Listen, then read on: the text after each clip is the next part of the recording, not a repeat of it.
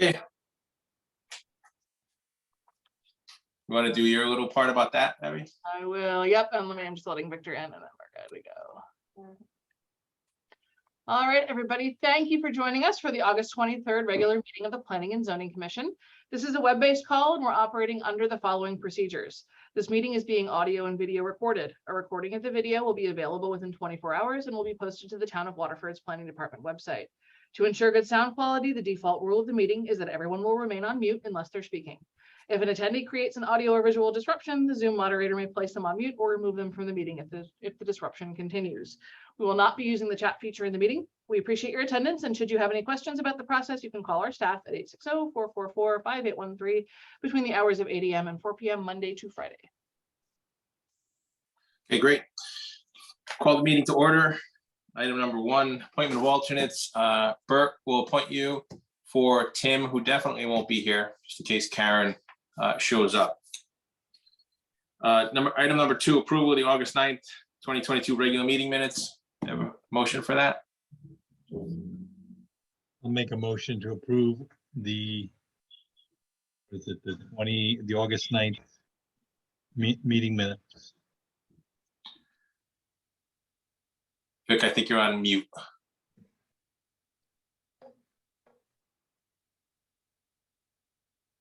Yes, I was correct. Sorry about that. You second it? Yes, I second that motion. Okay, motion made and seconded to approve the August 9th, 2022 minutes. All in favor? Aye. All opposed? Nobody opposed. Now, item number 3, application receipt. Do we have one? Did we get that in the mail today? Yes, you should have had that in your packet. That's a subdivision. PL 22-15, request of Hendel's Furniture LLC, owner and applicant for a 2-lot subdivision for property located at 47 Great Neck Road, NB and IG zone, as shown on plans entitled Subdivision Plan, Property of Hendel's Furniture LLC, 47 Great Neck Road, Waterford, Connecticut. Action on this application is required by October 27th, 2022. This application was submitted after the agenda was posted, but it still falls within the time frame for receipt tonight. And we're going to shoot for a application review at our next meeting, September 6th.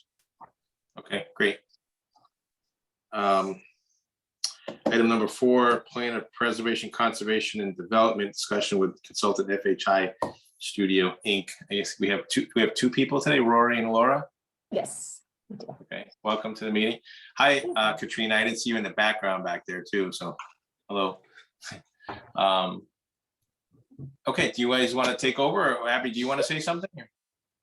Sure. Yeah, there's not much for me to say. I think we'll turn it over to Rory. You know, this is really a working meeting to start talking about what FHI has discovered and put together so far, and then getting your feedback on some key points to keep the project moving. Hopefully folks have had a chance to look at the implementation plan and think about schedules and finalizing desired locations for our community workshop so we can get those things on the books.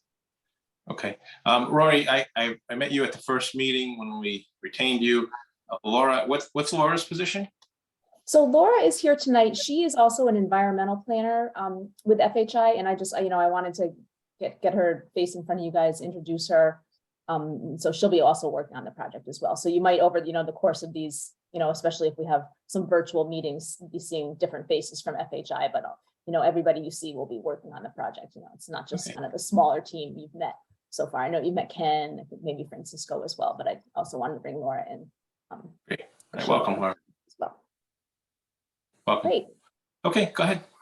Okay, great. So you should see my screen, a blue background. That'll look good. See right. It? Great. Yeah. Okay, great. Tonight's agenda, we have a lot of ground to cover. What I'm hoping to do is really try and move pretty quickly through the initial items and save some time for discussion at the end. So the first thing we're going to cover is really existing conditions. This is some of the baseline data related to demographics, housing trends, things we've looked at so far. We're also going to cover, a very high level, some of the planned topics. In future meetings, we plan to go into much more depth and detail into all these topics. But for now, this is really just some summary level data.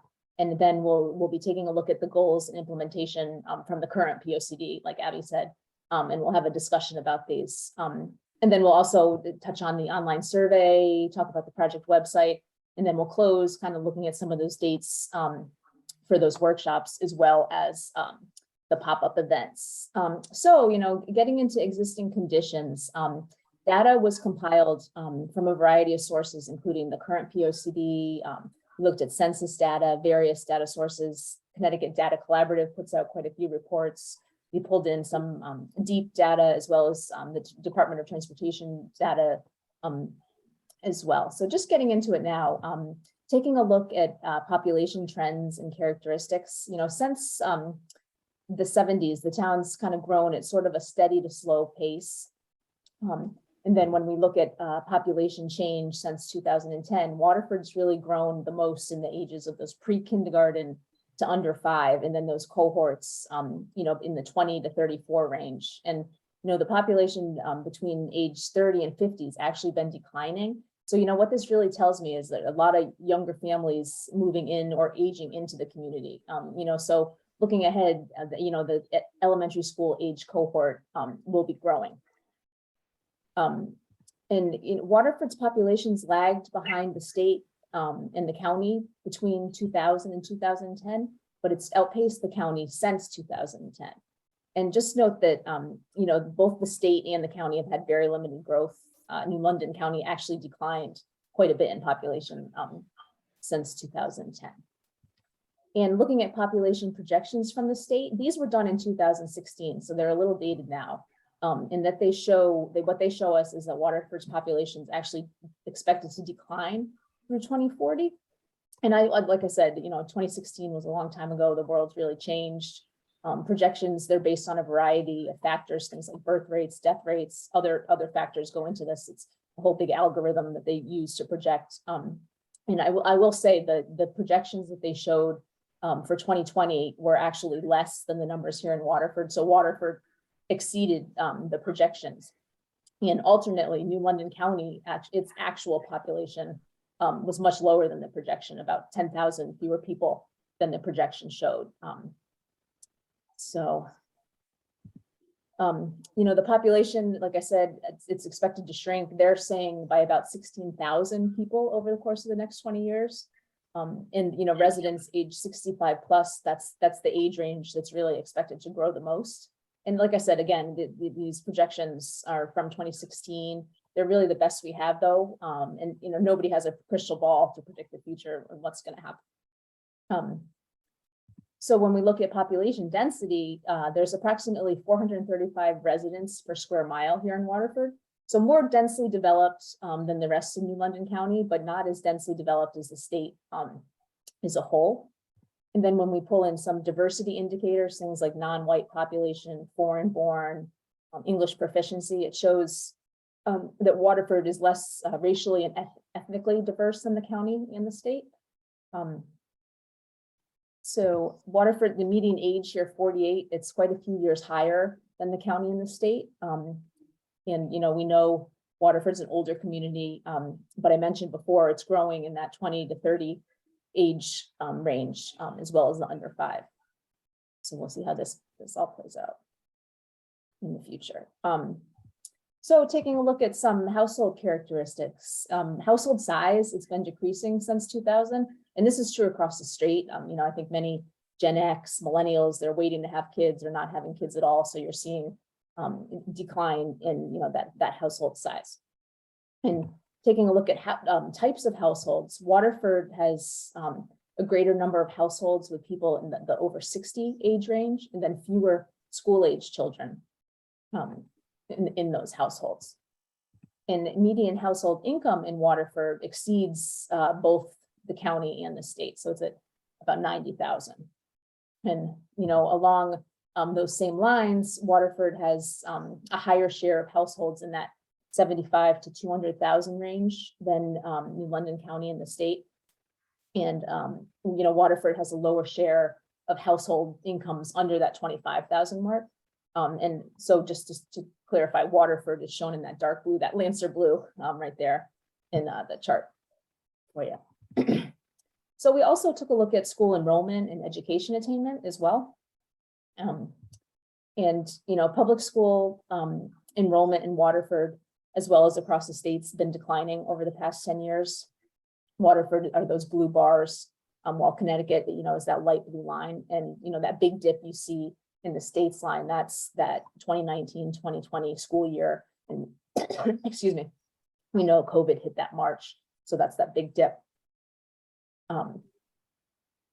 And, enrollment is down, but per pupil expenditures have been increasing.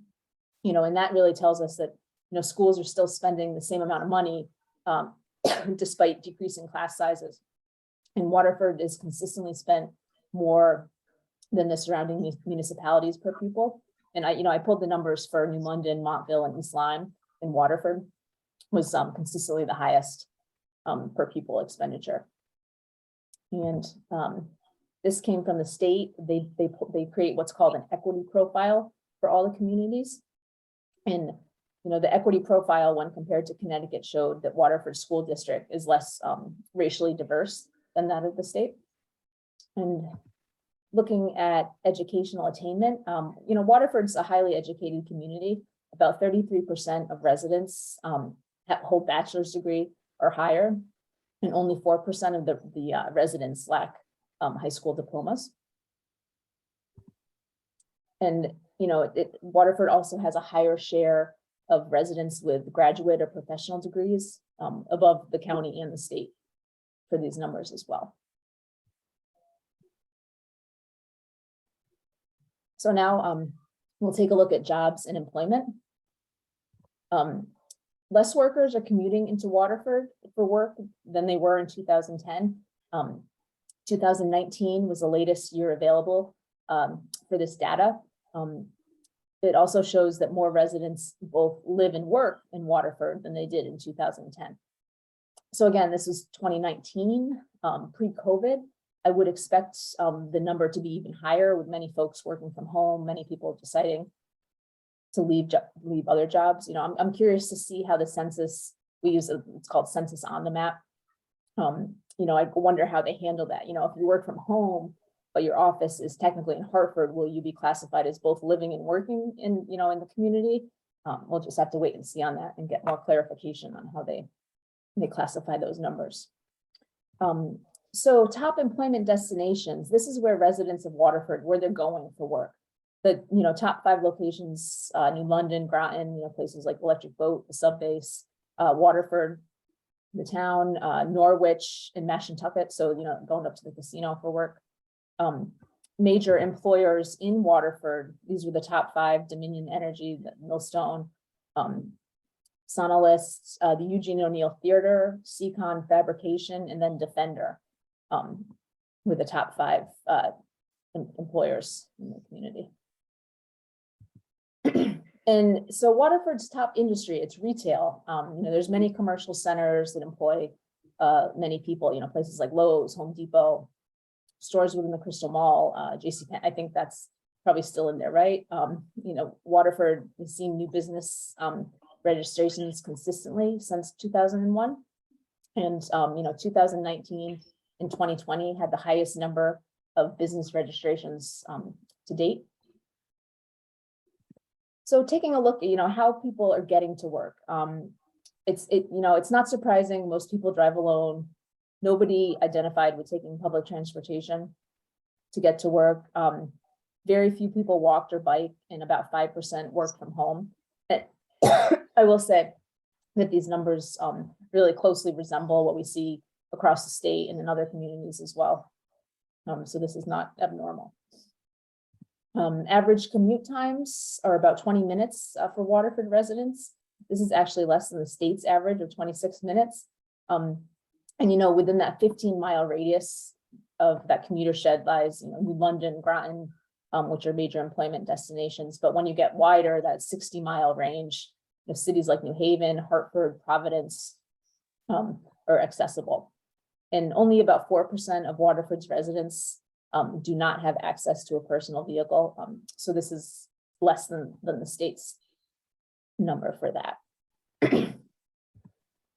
So just taking a look at housing characteristics and supply, about 86% of Waterford's housing is single-family detached units. Less than 10% of the housing units in town are comprised of, more than 2 units. And when compared to the county and the state, Waterford's housing, this is more, that tells me that they're more oriented toward, single-family housing here. Looking at permit activity, residential building across the state has really slowed. And I'd say since 1990, the number of building permits has decreased. Waterford had a little spike in the 1990s, but this has decreased. And this is much like the county and the state when we take a look at the building permit activity. And then looking at affordable housing, the Connecticut Affordable Housing Appeals List. This is a data that's put out by the state. It tells us, and they're still on the 2010 census. But as of that census, there was a total of 485 assisted units in Waterford. So that gives the town, about 5.62% of Waterford's housing is affordable. And state mandates require a 10% affordable threshold, 10% of the units have to be affordable as classified by the state. So basically, if you don't meet the 10% threshold, you're susceptible. If a developer wants to bypass certain zoning regulations and kind of get something passed through, they can include an affordable housing component. So this is an issue to some of the communities that are less than, that 10% threshold. This number has increased since 2011. In 2011, it was down at about 3.8%. And this is, this number fluctuates, based on any type of new development, demolition, kind of throws the numbers around and changes things. And I will say, when compared to neighboring communities, I pulled some of the communities around Waterford just to compare. And, Waterford has more affordable housing than Montville or Ledyard, but it's less affordable than East Lyme, and then New London and Groton. They're exempt. They're past that 10% affordability threshold in the 20s. So I took a look at the zoning. Areas zoned for housing are really spread out across the town. More rural residential, single family, really dominant in the northern portion of town. Higher density development located in the center and then toward the beach communities. And this is also where population density is the highest. And, these are the areas zoned for the higher density residential. So it makes sense. So now we're just going to touch on a few topics, like I said, at very high level. In future meetings with the commission, we'll get into more detail about these and other topics, discuss issues, opportunities related to the plan. But for now, I just wanted to highlight some things. And, talking about Waterford's transportation network, there's a mix of interstates, state and local roads, rail. DOT classifies roadways based on what's called functional class. So more intense uses like regional transportation routes, those are arterials, while the collectors and local roads, they really function to move local traffic throughout town. So interstates and state routes, the Waterford had, the town has very limited control on these roadways, but really the local roadways are what the town can really make changes to. Looking at transit, Southeast Area Transit has routes that provide service to Waterford. They connect, to the shopping centers, commercial areas, and the map to the left here with the blue lines. This shows the Connecticut transit routes across the state, and I just wanted to point out the noticeable gap in New London County. So, the Southeast Area Transit really fills that gap with their services in this part of the state. And then taking a look at the natural environment, DEEP puts out what's called their natural diversity database areas. And they do this, they update these every 6 months or so. And this one just came out in the beginning of August. And really this just delineates general areas where diverse species have been seen or cited. So here in and around Waterford, you know, Niantic River, around Long Island Sound, then you see the Thames River there, that's some hot spots of the species diversity. And then, you know, I'm thinking about the Long Island Sound coastal areas, you know, hurricane surge for categories 1 through 4. Again, not surprising, all there along the waterfront and along the river. And then along that same line, FEMA also maps its flood zones. I pulled these in. The lighter blue are areas that are known as the 500-year flood zones. So those are more inland. You see some areas there. But we know that, you know, we've seen an increase in what they call the 100-year and 500-year storm events. So, you know, this was really just a high-level overview, some of the topics that we'll cover in the plan. Now we wanted to kind of take a look to the past and, you know, review goals and implementation from the last plan, from the, you know, the current POCD. And I believe, Abby, you shared this with the commission already, I believe. Yep. Yep. So we just wanted to have a discussion about these, see if they're relevant today, you know, talk with you about what should be, you know, pulled forward into this plan. And so the first category was overall implementation. And, you know, these are the goals of that category. And Abby, I didn't pull in every kind of strategy for the goals. I didn't know if we wanted to get in that level of detail at this point. I think hopefully if the commission members have had a chance to take a look at those things and sort of say, okay, are there, and we tried to categorize them in sort of a red, green, orange kind of thing. So the red, you know, things in red are things that really didn't happen or that we don't have any evidence of happening. And from a staff perspective, a lot of those were either vaguely written, we weren't sure what they were meant to mean. They may have overlapped with some other things, but they were fairly general in a lot of cases. And other things may have been funding priorities or nobody to implement. The green are things that we think that we've either done or are ongoing, and the orange are things that we may have had some conversation around, maybe took some steps toward, but haven't really fully executed. But I think it would be good to hear, you know, as we go through these sections, just to hear generally, have folks had a chance to review, and do you have feedback on what are those elements that you think are important to keep, and are there things that are outdated and are no longer relevant? Great. Yeah, so the first category was overall implementation. And so the goals related to this item was 1, implement the plan. The next one, maintain the implementation element, create and cultivate awareness of the plan, and then coordinate implementation with others. So it's kind of hard to argue with implementing, but what do you guys think? Are these still, you know, important to the implementation? Anybody have any comments?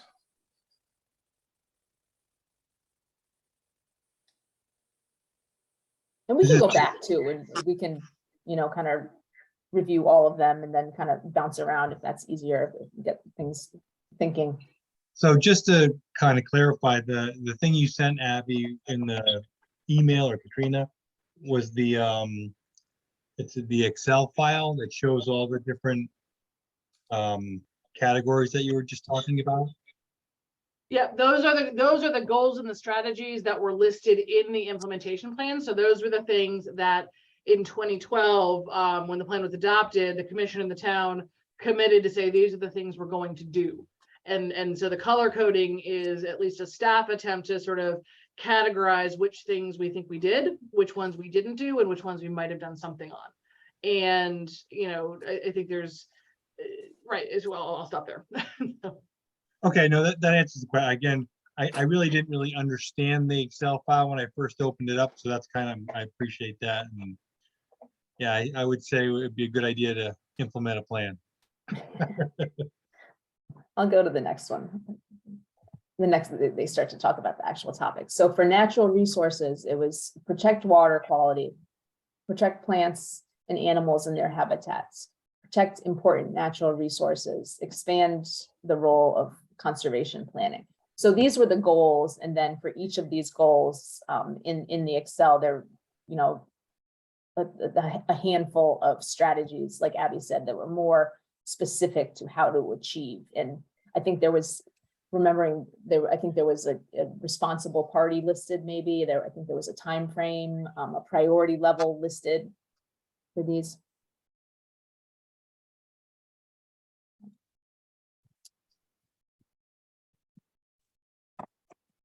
So what does the A, B, C, 1 and the 0 mean in the list?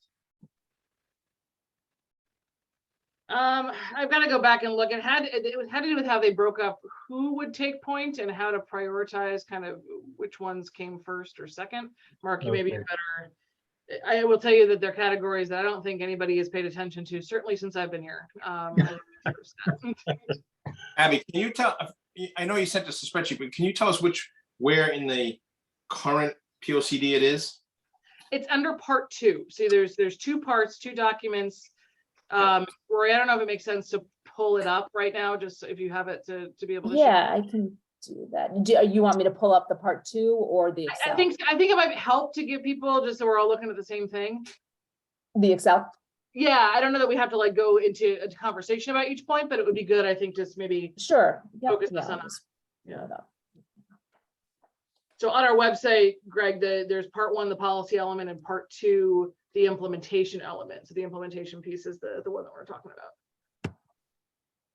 So Abby, if I can just comment, since I was around Mhm. when that 2012-ish POCD was put together, my recollection was most of the part 2 implementation was kind of the wish list of all the things that might be possible to do. And along with that, the responsible and contributing parties, again, were easily identified as who could take the leads on things. Mhm. We had no authority to make anybody follow through. Mhm. And so it was a little bit of a frustration in that I think there were a lot of good ideas, but there was no stick to make anything happen. So, you know, it's kind of a reality, and it's also a little bit of a gut check, because we're probably going to find ourselves in that same situation a year from now when we finish this update to the POCD without buy-in from the leaders who change, and the other standing committees or commissions. We'll still be creating a wish list based on what feedback we get from the community and our own efforts here. But I mean, it's real easy to point fingers is where I'm going when you see a list and say, well, gee, those people didn't do this. That it was a wish list. So I'm going to stop talking, but I just don't want people to get stuck on, well, gee, this group or that group didn't do their job, because that's not what it is. Mhm. And Bert, I will say, part of this process includes stakeholder interviews with boards and commissions. So I think that's an opportunity to talk to them, get buy-in, you know, kind of check with them. Hey, do these make sense? What do we need to include in this plan? And, you know, really get them involved in the process. To be clear, we have folks from all the different relevant parties, not necessarily building the POCD, but being aware of it and in principle buying into the concepts. I mean, Mark can speak probably better to it than I can, because he was through this as well. Mark, you're muted.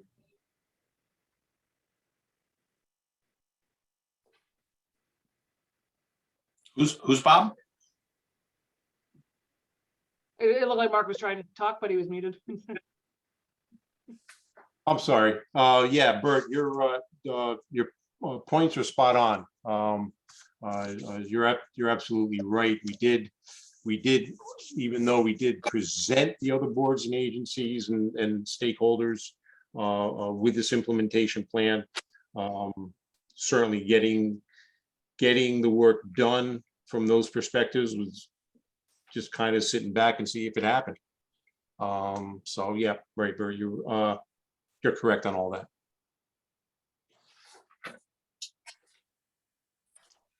So I guess I got a quick question, maybe more toward Bert. Do you think it's necessary to this be just the planning and zoning, or do we need to involve the other boards and commissions, and if we really have no stick to make them hold to any of this or help? Ken, I think it's a great question to ask. And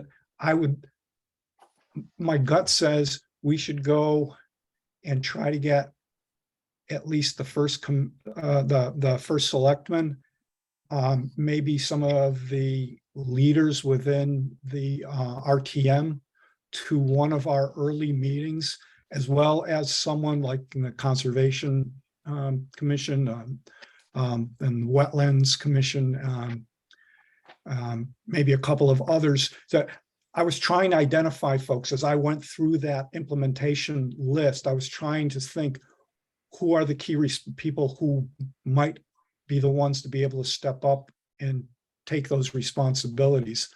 And if we can get buy-in or at least awareness from them, particularly for things where they would probably say, hey, we'd love to do this. There's no money in the budget, and it's unlikely there's going to be money in the budget. So yeah, we'd love to do this, but we're never going to get to it. I think what's important to note is that the plan of development as a whole, okay, is also used as a document and background for these other agencies to assist them in funding and in gaining funds, whether it's state funds, local, regional funding. So, you know, for infrastructure improvement, as an example, to get the utility commission probably to buy in or at least be aware, you know, that you know, their aspect is also being considered, because the POCD is an all-encompassing document for the entire town, not just focused on land use. But to that point, Mark, and to what Bert said, I mean, we're making the decision on this document. They have no voice per se unless they're part of these meetings. So it's kind of hard to tell them, oh, you're going to be the leader, but that may not be what they're interested in. Well, I think part of the strategy here is that when we get to those certain aspects to develop in the plan, say we start talking about transportation, you know, then the stakeholders in that element, Public Works, would be involved in those discussions, and the same thing with the utilities and infrastructure improvement there as well. Right, that was the goal of what we wanted to do when we first decided that we would be the committee developing the plan. So get the input from each of the departments when the time comes for their input. But what's the question that Rory wants answered? What was let's just go backwards a little bit. What was the question you wanted from us? You know, just looking at all of these, you know, I'll go back. I think the way the current plan is laid out is sort of by theme and versus rather than topic. And I'm just looking, you know, through all of the, you know, Abby and Mark worked through this list that I have up on the screen here to show, you know, what's been done from, you know, the current POCD, what didn't happen, and kind of get a sense of, okay, is there things that didn't happen because they're not relevant today? Is there other reasons? Was it, you know, too lofty a goal? You know, just get a sense from you folks, what's still, hey, that's, you know, really important, that should be, you know, up front and center, or no, maybe that doesn't really fit today, you know, just to get a sense of, you know, where the current POCD falls, so that we can look to it, you know, and get a sense of what should be pulled into this new POCD with you folks. So something like, you know, when you look at like implement the plan, is an implementation committee likely useful? Is it something we should consider hanging on to? Or do we move on and say, you know what, it's, you know, we're probably not going to form one more committee, and the Planning and Zoning Commission should maybe build in an annual review on its own and not have a separate group. That kind of stuff is, I think, where this is all headed.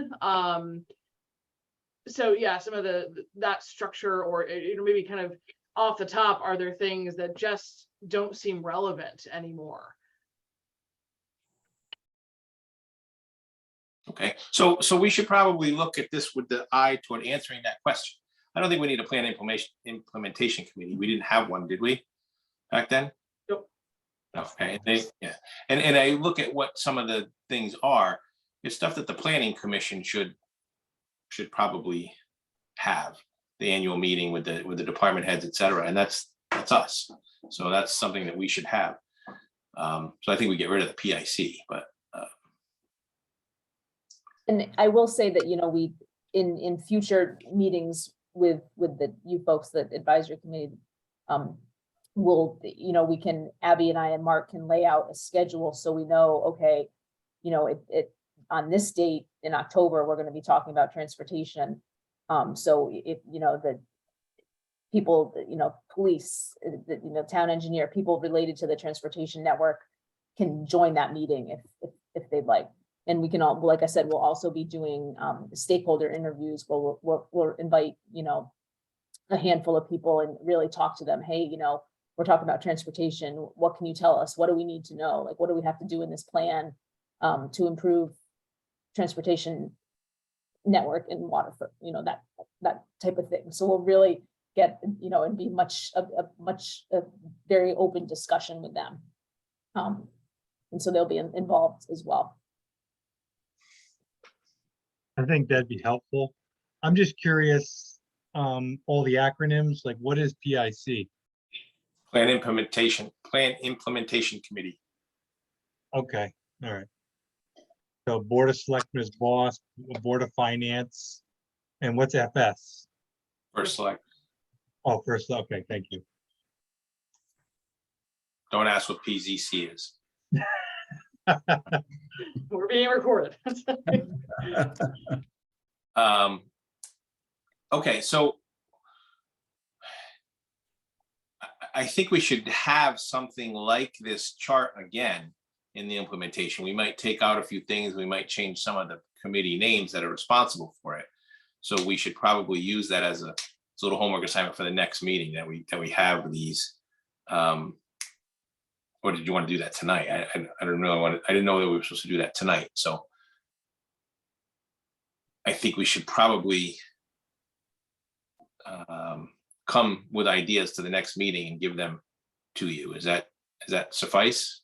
Sure, definitely. Yeah. And this is something, you know, as we hear more from the community, as we dig into the topics more, this can evolve and change. This was just trying to get a sense, an initial, you know, check from you all on, you know, where we were related to the last POCD, but this is going to be evolving throughout the course of this process. So this isn't, you know, and the POCD we create is going to certainly include an implementation plan that'll have, you know, things like this, you know, strategies to achieve goals, but, you know, what those goals are may change, and, you know, who we kind of identify as the leader may change. So yeah, this is definitely something that's going to evolve as the process goes on. And some, I think, of the language around this, as you get farther into the various goals and implementation strategies that are in the current plan, some of them start to get very broad, like endeavor to or strive to. And when it comes to measuring whether we've done any of those things, that's where it gets hard. If we're trying to be able to, you know, if the commission decides that we're going to do an annual report and say, okay, here are the things that we've done to implement. And well, sure, we strive to protect our natural resources. We've got section 25 in the regulations and everything goes to wetlands. And is that what we mean? Or do we want to say, okay, there are tangible elements in this implementation and break down pieces of how they go. And here's how you can measure whether you did them or not. And so I think that direction as we go along is going to be important too, because, you know, we were finding as we were kind of even putting color categories to this, there were points where Mark and Maureen and I would look at each other and say, what was that intended to mean, right? Can we? Some of, you know, like, of course you want to protect water quality. Of course you want to protect plants and animals, you know, so, yeah. But yeah, and so part of it is we need the aspirational, but when it comes to implementation, I think we're gonna be, at least as staff, to be able to support implementation, looking to say, okay, when we start to propose projects or bring you something to think about, where do we tie it, and does it fit? And do we have kind of a start to a working list for the next few years to try to get some stuff done? Well, okay, so we should have maybe some more defining language in these, but at a minimum, we should also have the annual meeting as a planning commission, see where we are. And if we do have something general like strive, we should note in the annual report, by striving, we did this and this, and next year we should do this and this. We can include those on a yearly basis. We can try to define some of them more now. I'm not sure I think it's probably a moving target. I don't think we're ever going to get it just right. And nor do I don't think we want to be that stringent in it either. Okay, so let's get those. Maybe Abby, can you get an email out to us maybe this week asking everybody to comment back on it? Yep. And we'll do the same thing that we're doing for the regulation amendments, just comment back directly to Mark and I, and we will get everything compiled and get it to Rory, and then put a document together for everyone. Right. Okay. Okay, Rory, where do we go from here after this? Because I Okay, have so yeah. an let's- initial part of the presentation. I don't know if you want to talk about some of that now, or you want to wait till the end. Yeah, so why don't I get through this initial part, and then we can kind of open it up and have a discussion, whatever questions come up. Great.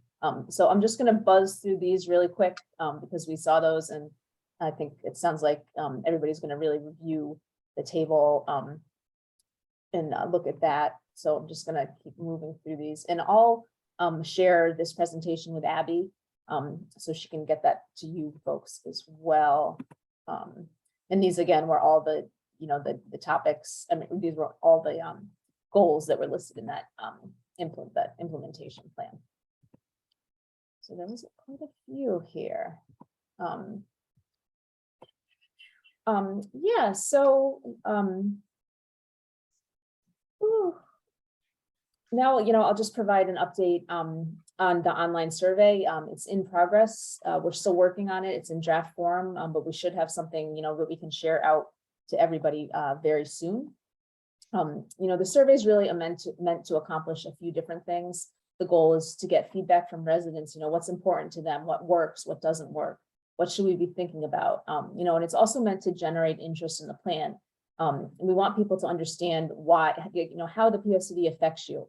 It's such an all-encompassing document. It really covers a great deal. Everything from transportation, economic development, public services is discussed in the plan. And so we want people to get involved.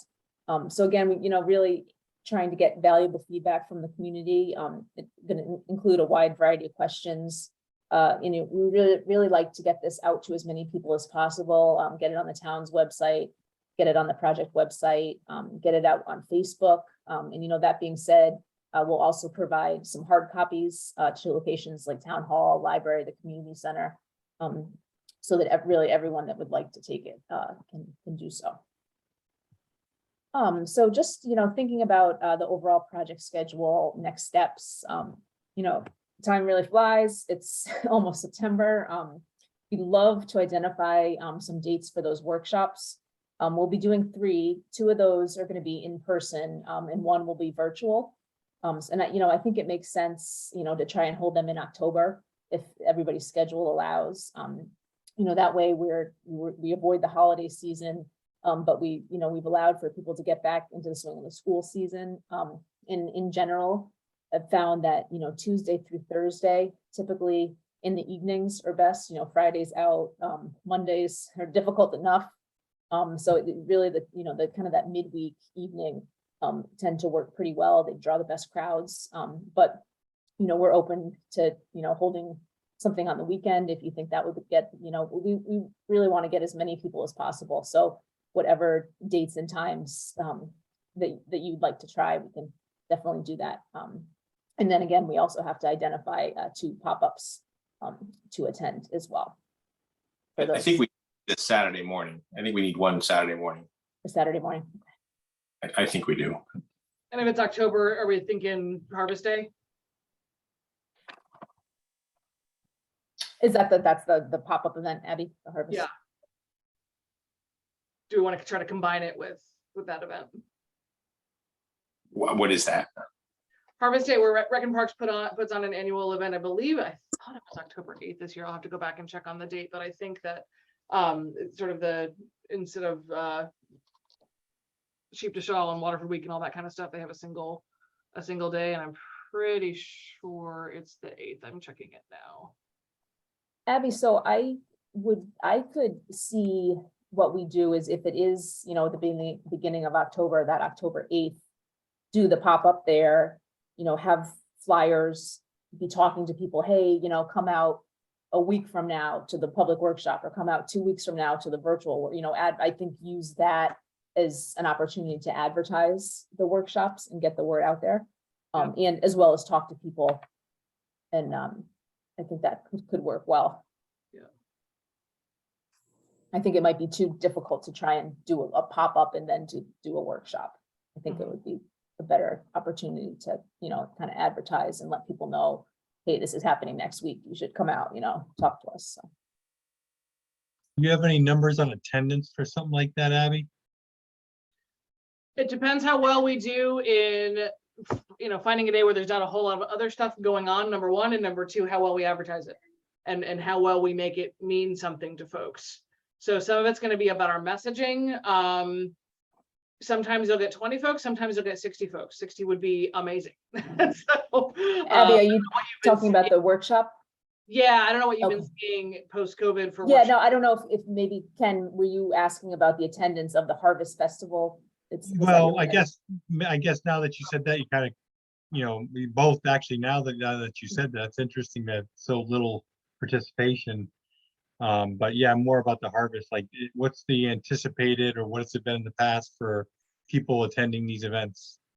I'll ask Brian. I don't know. Okay, no, I'm just curious because obviously I think we'd want to pick an event that, you know, has a big draw to it. I think that, or, you know, a sporting event would be one of the two. Okay, Yeah, So and they we're don't- certainly open to, you know, we're going to do 2 pop-ups, so would look to you folks to tell us which you think would be the best. In one community we worked with, they said, you know, why don't you wait and do the final pop-up more toward the end?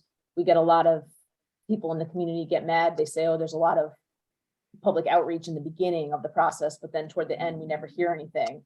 So that's, you know, something to think about too, is, you know, I was saying the Harvest Festival, just thinking of timing in October, oh, that, you know, could work to help advertise the workshop, but maybe it makes sense to do another one kind of more toward the end, you know, just, hey, we're doing this, you know, come to keep being involved type of messaging.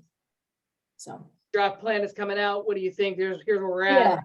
You know, Yep. help us refine it before it gets finalized, kind of Yeah, thing. something like that. So yeah, we're certainly open to. We haven't historically had much success with participation in the housing study, a couple other things that we've had. So I don't know that we're going to expect a lot, but we can try. I mean, I think, you know, what it's, to me, a midweek evening, something up at Quaker Hill School maybe, and then, you know, something at the library, perhaps, if we went with those 2 locations and tried for maybe, I mean, you got, let's see, maybe like the 12th and 19th or the 12th and 26th, something like that. Yeah, those Stagger- dates, Abby, I was gonna say those dates work for me, those Wednesdays. And you know, we said we're gonna do 1 virtual, so we could do, you know, the 12th in person, the 19th virtual, the 26th in person. I know, I think Greg, you had mentioned maybe doing a Saturday event, so maybe we move one of those to a Saturday. I think having 2 in-person public workshops, perhaps on the same night is problematic. And I think, you know, who are we trying to reach at each one? So yeah, moving it around is good. Sure. And I guess it'll have to, be nice, like you said, Abby, having it in two different locations. And so I guess we'd have to check in with those locations for their availability too, before we finalize anything. But, if we have these workshop dates, we can start creating some of our press releases, get the flyers, we can get them up on the website. And so I think that would be helpful kind of to keep us on schedule for sure. Okay. Rory, I'm just curious, what has been your experience with doing this stuff to get the most public, input? But what have you found has worked the best in your experience? It's like when you tell people POCD, most people look at you like, what? What's that? It's not a sexy word. Nobody like it's so I think getting people to understand like, hey, this is planning for your town's future. This is going to guide development. Like this matters because, we've done this in the town because of past planning, or this came into town because we didn't plan ahead. That just letting people understand like this, this is something that's important and it covers so many different topics. So yeah, you might not be interested in planning, but you might like to go play sports on a ball field in town, or you might like to use the library. So there's a lot of, I think getting people to understand that. Social media has been amazing. One person shares something with this group, and then, the survey we had in Clinton, Connecticut, we had like 2,000 survey responses to the online survey because so many people just kept sharing it on Facebook and, that method. And so it's just amazing and some things you don't expect. So it's really just getting the word out there to, as many people as possible, like, hey, come to this, and making it approachable, like, going to a pop-up event where there's already people aren't having to come to us. That always helps as well. Thanks. Sure. Can I get a clarification, Rory? The pop-up events are to advertise the workshops, is that right? If we did one prior to the workshop, a couple weeks before the workshop, we would certainly use that as an opportunity to advertise. So we come with a flyer, say, hey, we're doing these 3 workshops, come talk to us now, but come to the workshop as well. So we've also, usually what I can see doing is, bringing a map of Waterford and asking people to, with Post-it notes, tell it what's working, what's not working, green is good, you're proud of this. Red, we don't really like this, and it really just talking to people, pointing them to the project website, letting them know, hey, there's this online survey, go take it. It takes 5 minutes. We'd love to hear from you. We'll bring a like a mailing list. And, hey, do you want to sign up? We're not going to spam you or anything, but if you want to get more information and be involved throughout the process, give me your email, that kind of thing. So maybe tapping into some place that everybody goes, like Home Depot or Stop and Shop or something, for one of these where you're going to get a huge flow of people. They won't all be Waterford, but you'll get, if you were to do like Greg was saying, a Saturday thing, a pop-up at Stop and Shop, for argument's sake, that might be a great way to jumpstart this. Yeah. So then, no, it's not like only the people that have kids that are in sports are going to be at the sporting event. Mhm. Everybody buys groceries. So, Yeah. or most people have to take care of, you showed that, we're mostly single family houses. Most people have to buy nails and stuff. I'm just trying to think, is there a way where we would be not excluding folks by doing one of these pop-ups to get as many people interested in helping us out? Yeah, I love that idea. I think, we'd want to pick, I hesitant to say like, outside of Lowe's or Home Depot, because I think you get a regional draw for that, but something like a grocery store, if there's a Stop and Shop or something that you think, most of the people going there, or a large number, are Waterford residents or people that work in Waterford. I could definitely see that being a good option for us as well. I defer to somebody else for my wife shops at all the different stores, so we don't have a preference. So they're all the same to me, but I don't want to be biased in this. I don't know if the farmer's market has enough people going through it to actually get the, enough folks exposed, like you're trying to do here. They average, I think, about 100 people on a Saturday, on a busy Saturday. Yeah, I think, whatever we do, we got to market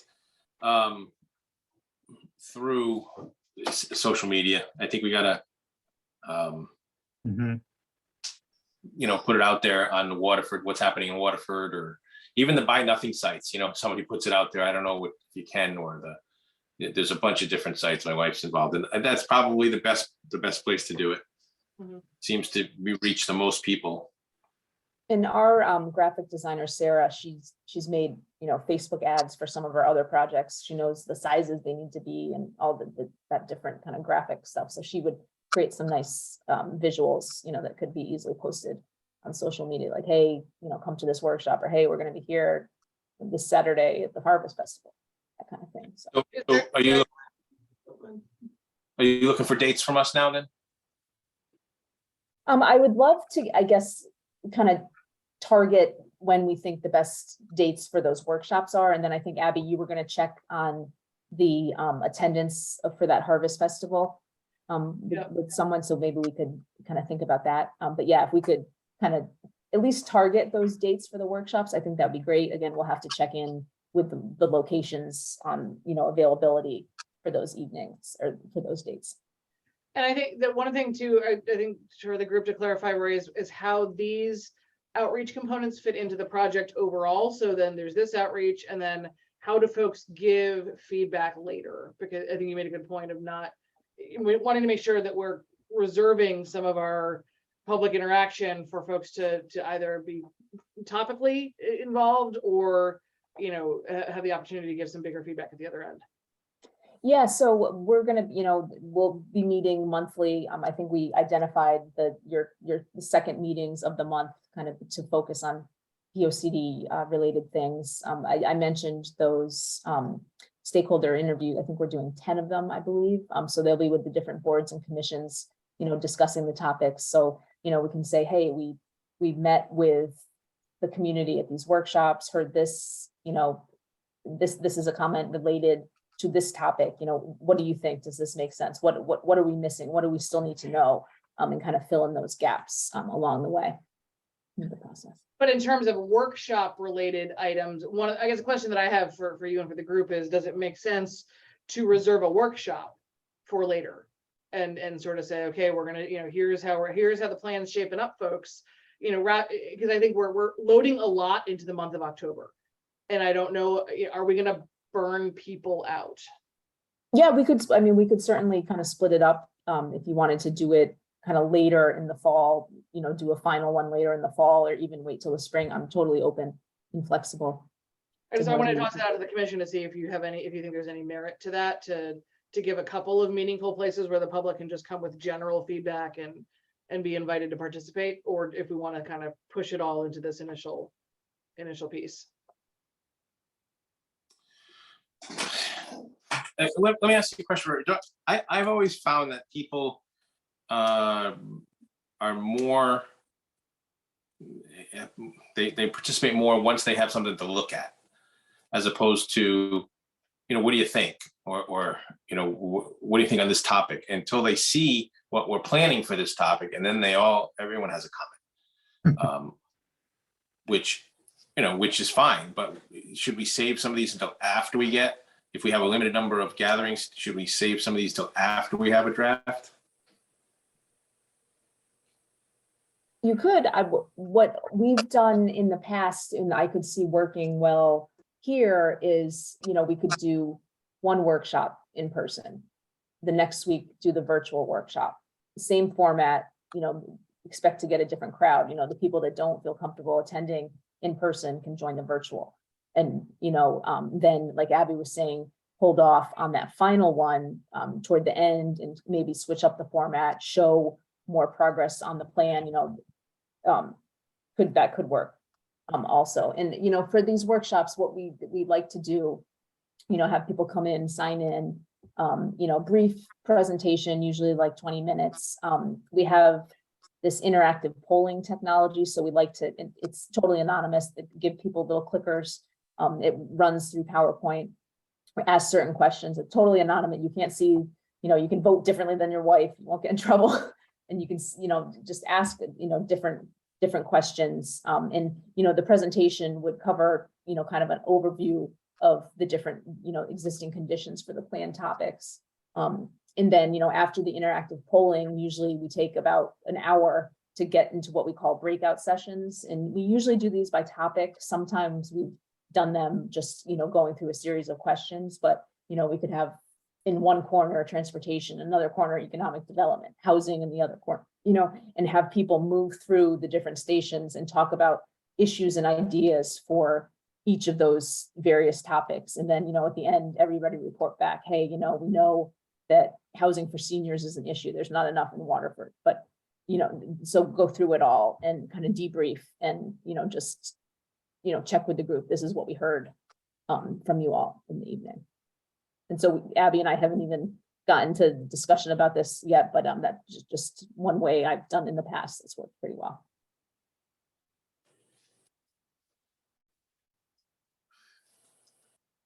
Okay. I'm in favor of holding one off until later.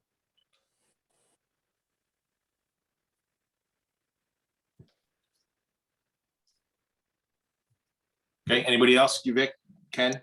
I think it makes sense to wait. Okay. What do we got for dates? When would that be then? For that final one? Yeah. I don't know, Abby, do you have any thoughts on the schedule of, when you would like to get certain things done by? I mean, I could see kind of early spring. I think in that Late late winter. or early spring, I think when we start to have a draft identifiable and we can report back and say, look, we took your feedback, we've done all, this is everything that we're sort of funneling in, and this is how our goals are shaping up. These are the kinds of things we think that we're looking to focus on. What do you think about those? Did we get it right? What do you think? Did we miss anything? And give people a chance to feel like they've had an opportunity to help the commission refine it. I think that's important. Yeah. I like Okay. that. Okay, yeah, and Abby, we can talk about a schedule too this week, me and you, in terms of when we think we have other projects coming on the agendas and when we can sneak in some of these meetings with the department heads and things like that, for the different areas. Yep, and a lot of that So- kind of thing is going to happen. There's topical areas, and then there's going to be areas where we're talking to folks, during the working day, and we'll get some more stuff there too. So, so it sounded like a Wednesday night, potentially the 12th, 19th, or 26th could work for one of the workshops. And then the virtual, maybe a different time. Is that? Yeah, those dates are all, the only conflict I have in October is the 13th. Other than that, I'm open, and I will check with, When are our everybody meetings, else. Abby? I think you've got the 10th and 24th, I believe. 11. Oh, sorry, 11 and 25th. I'm looking at Mondays. It's like 11 and 25th.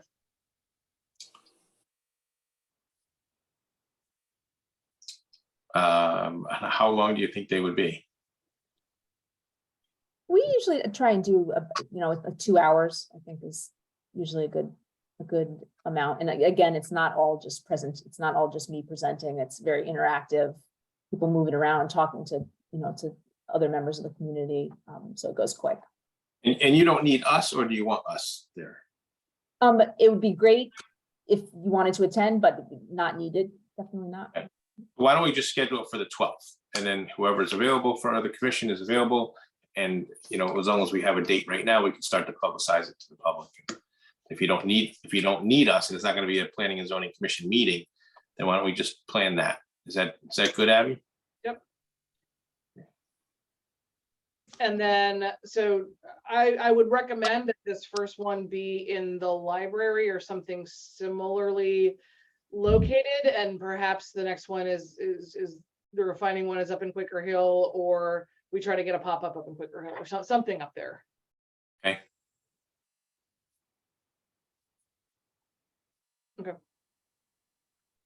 And I know, Greg, you mentioned Saturday, we're open to that as well. If you wanted to do. Yeah.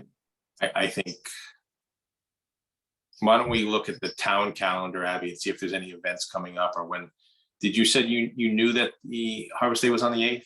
I'm pretty sure it is. For whatever reason, that website isn't pulling up right now. It's in the Rec and Parks booklet that came out. But I will confirm it tomorrow morning, but I'm pretty sure that's it. Why don't we say if it's the 8th, why don't we go with the 8th? Does anybody have any thoughts on that? We don't have to be there. We can be there if we want to be. Sounds good. Rick, Bert? Sounds good. Yeah, okay. So we'll do the 8th and the 12th. And if we can make it, we make it. If not, well, we'll get the recap. And then for All the right. virtual, that will be recorded. People can get it, can look at it later and some of that kind of stuff. But any, Why don't we wait until those two happen and see if we need one. okay, I am really concerned about us saving the time until after we have a draft. So is this something we have four meetings? I mean, you said, let's see, two pop-ups and 3 public workshops. So we have 5 things, right? Is that in our agreement? Yep. Okay. I'm not adverse to keeping 3 until after we have a draft, honestly. I don't know what I do think it makes some sense to do one to introduce the topic, and I think having it, having a virtual element to it is nice because people can go and look at it and they can, kind of maybe give some feedback. It's pretty typical to sort of say, hey, here's what we've got and here's where we're going. What do you want to make sure we don't miss when we get started? So we're not way down the road in crafting something and it's like, wait, you missed this entire concept that a bunch of people think ought to be included. So I think there's value in having at least one now. And then then we can kind of stagger if we feel like we need to do that. All right, so that saves 2 things later. So how about the 8th, 12th, and if they're all going to be trying to figure out where we go based on public participation, it should be right around that time frame. So what works for you guys, Rory and Abby? Yeah, really for me, the only conflict, like I said, is that Thursday, the 13th.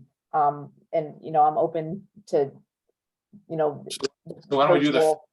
why don't we do the 5th and the 8th and the 12th, and either the 5th or the 12th or virtual, whichever one works better.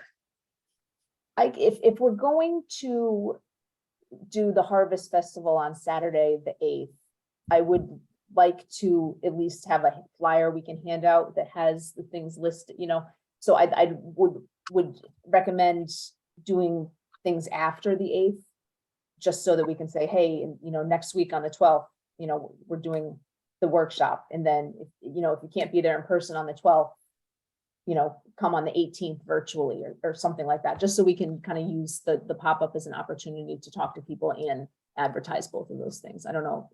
Okay, so why don't we do the 8th, the 12th, and the 18th? That gets them all done within a 10-day span. That works for me. I don't know, Abby. Yep, that should be okay.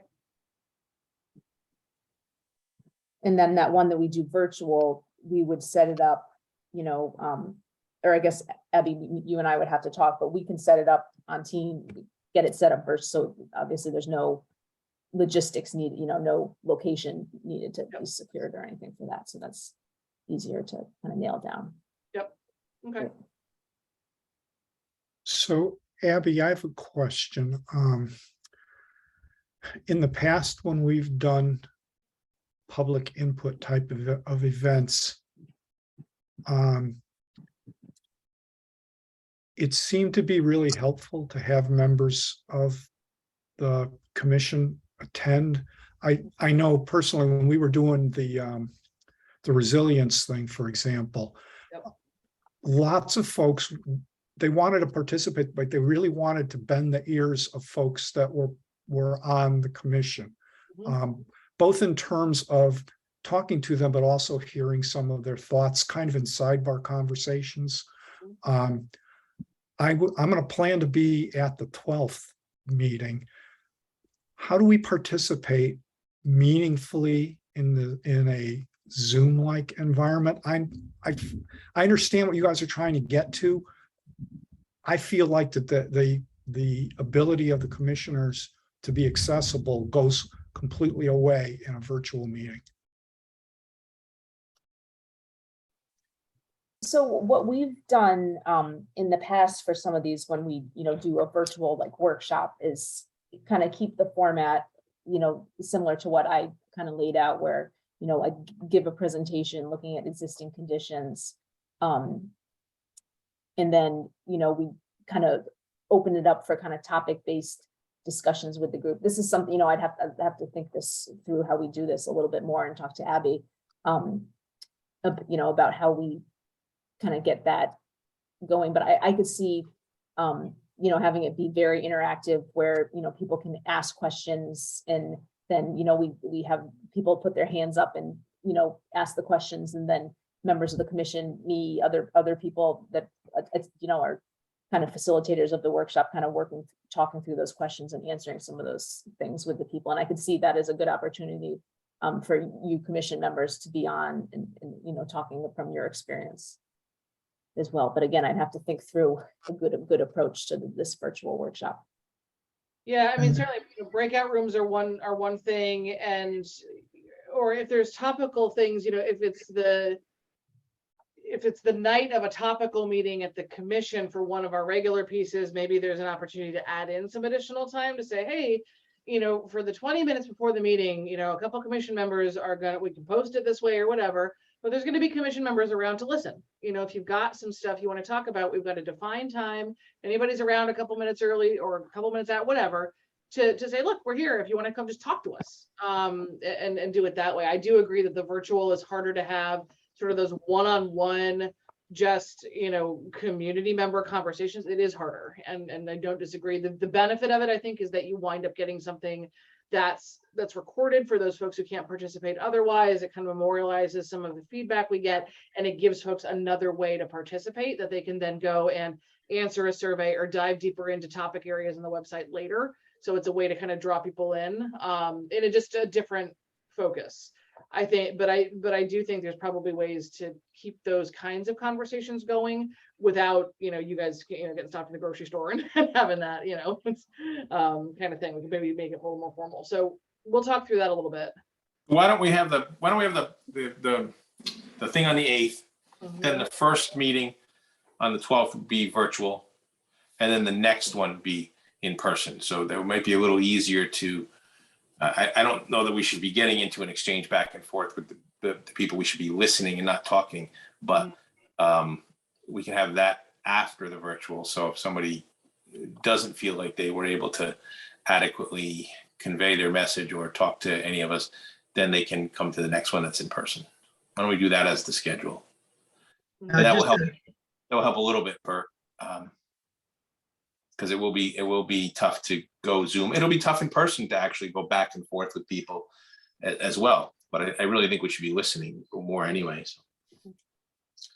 Now, is there any reason why we can't do both in person and have a virtual component, or is that part of our contract to do two in person and one virtual? So I think the way the scope is laid out is just, 3 public meetings. So, we're happy to do all 3 in person. We're happy to do all 3, we're open to whatever, you folks think would be best. What we can't really do is we don't have the capability to do an in-person meeting and also have, it's not like the virtual school where the kids that were home could be home and the teacher could talk to them. I don't think we would have that capability. I think it could get a little complicated. So I think it would have to be like one or the other.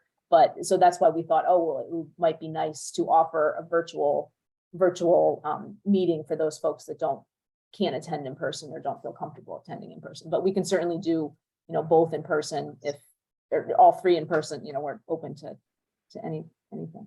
Yeah, we have the capacity, like if it's a panel discussion, sort of like the community forum we did on Millstone and that kind of thing, it's a little bit easier, but for this kind of interactive meeting, it can get distracting really quickly. So to me, it would make more sense to have one of each kind. And then I think we as a group look at, okay, how did they go? How did our outreach go? What do we need to tweak for the next one?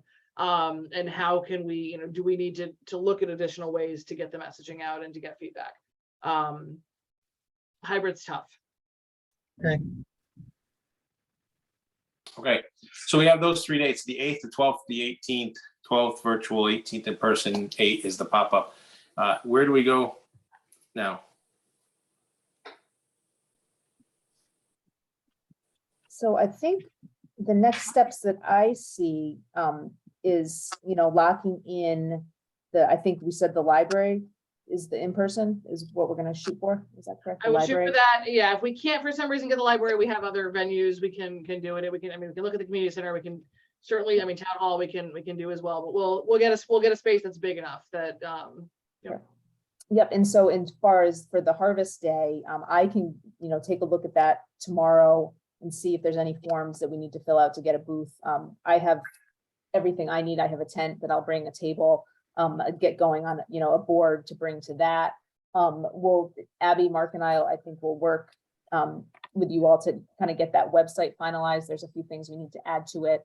And again, that online survey we need to finalize, but then I'll get Sarah, our graphic designer, working on some flyers and kind of get at least a flyer going, something, a press release out there that we can say, hey, these are the dates of these workshops coming up. We're also going to be at the Harvest Festival. Come talk to us, that kind of thing. So. And can we just talk briefly about when the survey might launch and whether this group gets a crack at, once we have it in a format that we're ready to present it to this group, do we need to, what's that approval process look like, and kind of how much control do you guys want to have over that or input into it? As a commission? Yeah, so right now, We absolutely have to see the survey before it goes out, yeah.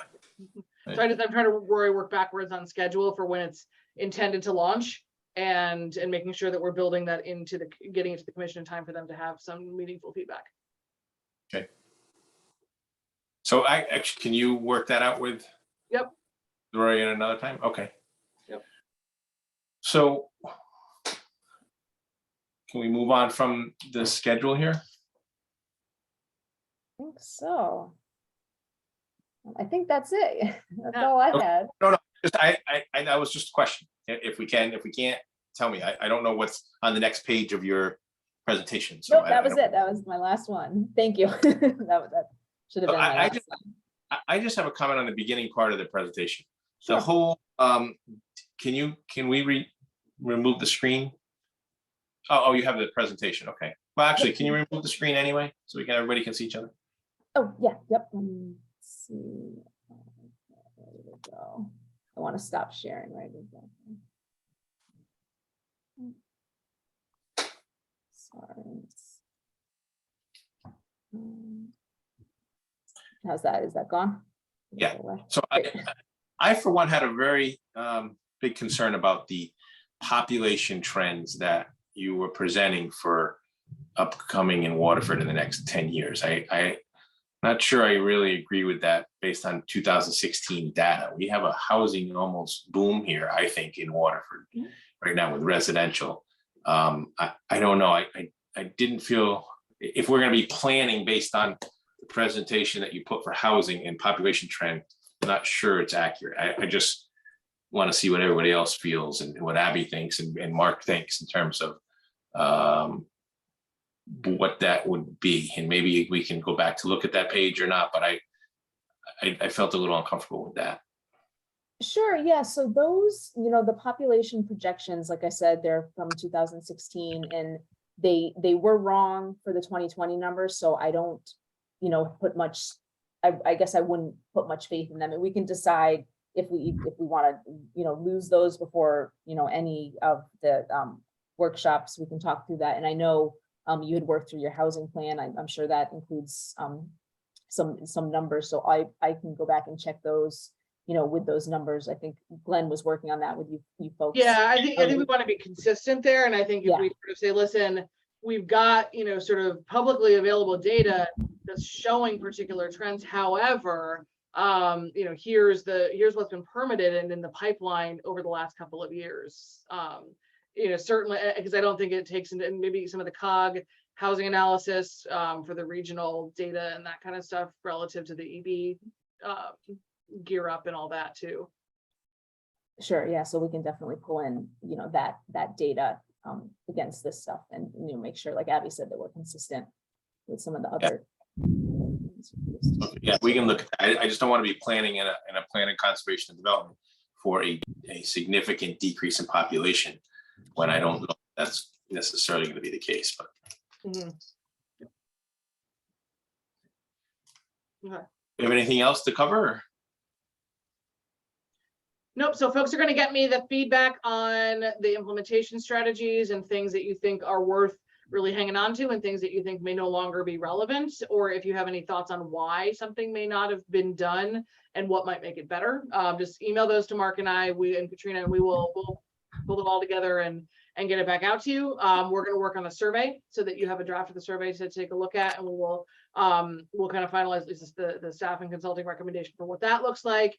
We'll get the dates scheduled, the locations scheduled for our meeting, and go from there. We'll and then what else do we need? Just action items, anything else that we're missing?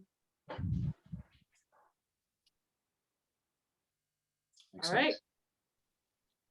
I have a dog who's flipping out from the Okay, those thunder. are big flashes out there, I'm sure. I can't believe my computer hasn't crashed. It always does. So it's like, Okay, thank you. Great, thank you. Take care. Take care. Bye. good night, everybody. Thanks. Good night, bye-bye, thanks. Hi, everyone.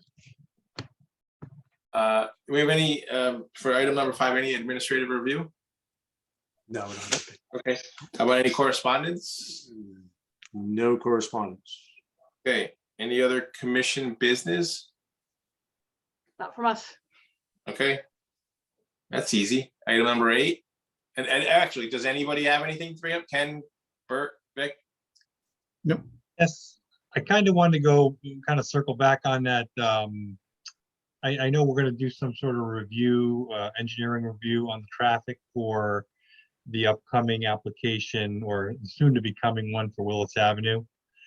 Do we need to discuss that further? Do we need to kind of bring that back again and determine how we're going to handle that in the future for engineering review?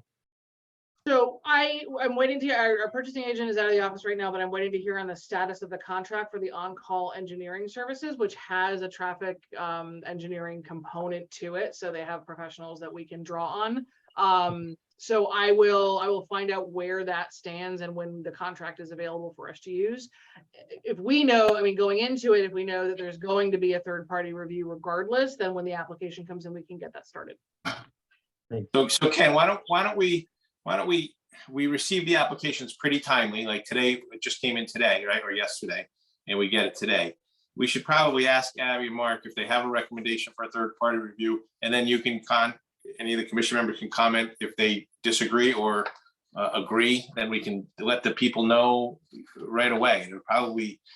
It'll definitely be within 2 weeks of when they submit, because if they submit the day after a meeting, we're going to be meeting in another 2 weeks. So I don't think that that's too long. And why don't we do it as soon as the application comes in? So what about the one tonight? To me, I don't think it needs a study. No, there's no development proposed. Right, It's right, just a right. proposal for the Right. Property. Okay, I didn't No. look at it. I would agree. Okay, all right. So let's see how that works. Is that good, Ken? I think it would be good just to kind of get everybody's opinion and do it, when we receive them and see, sometimes it's hard because we don't, like I got mine, I got home at 6:15 tonight and opened it up and sat in front of the computer. So I really didn't have a time to really open it and look at it. So. Yeah, I mean, most of them don't come in the same day. But when it happens, if we're not ready to make that decision, we're not ready to make that decision, but sometimes they're gonna be really easy. It's only gonna be occasionally where there's gonna be a Right. need for it. All right, so that's what we'll do. We'll talk about it as soon as the application is received, before it is, and this is before any review by the town, so I think that would be fine. I agree. Right? Any other business? Okay, item 8, I'll make a motion to adjourn. motion made by Ken, I'll second that. seconded motion. by Bert, all in favor of adjournment? Aye. Aye. And if everybody else can get comments back to Abby on the regulation amendments, that'd be great. Yeah, we've got some on housing and cannabis, but not a lot. So it would be really helpful. All right, Great. thanks. Thank you. Thanks. Have a good night, Good everybody. night. Good night. Aye. Bye, everyone.